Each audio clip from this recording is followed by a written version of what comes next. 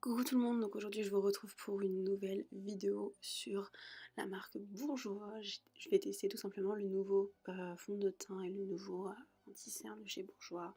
Donc Radiance Reveal pour l'anti-cerne et City Radiance pour le fond de teint. Je commence effectivement par l'application du fond de teint, donc il y a le City Radiance.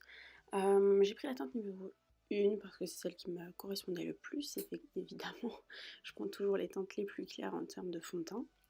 Alors ce fond de teint, c'est un fond de teint qui est protecteur, anti-grise mine, teint frais et unifié. Il y a un écran anti-pollution, donc ça c'est très important si vous habitez plutôt dans une ville, effectivement.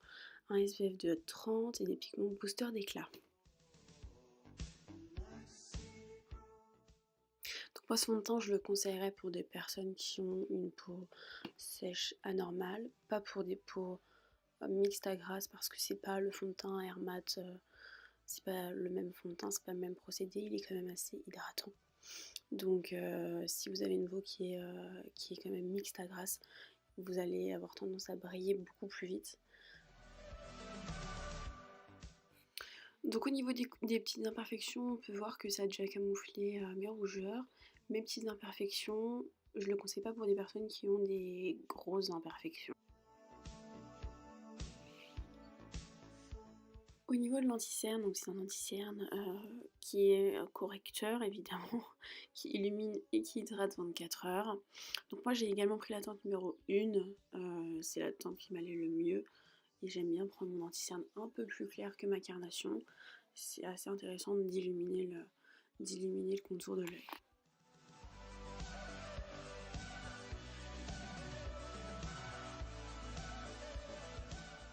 Alors moi j'adore cet anti-cerne, j'adore l'utiliser, il ne file pas dans les plis du contour de l'œil en fait, ça c'est super, en plus de ça il corrige trop bien, je l'aime trop cet anti-cerne, il est magique, magnifique, c'est l'un de mes préférés de toute manière.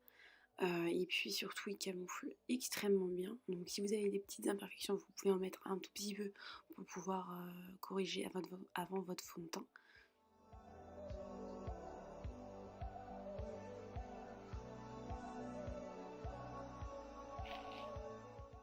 Bah écoutez, je vous laisse avec cette vidéo, je vous remercie vraiment pour tous vos petits commentaires et n'hésitez pas à partager. Bisous!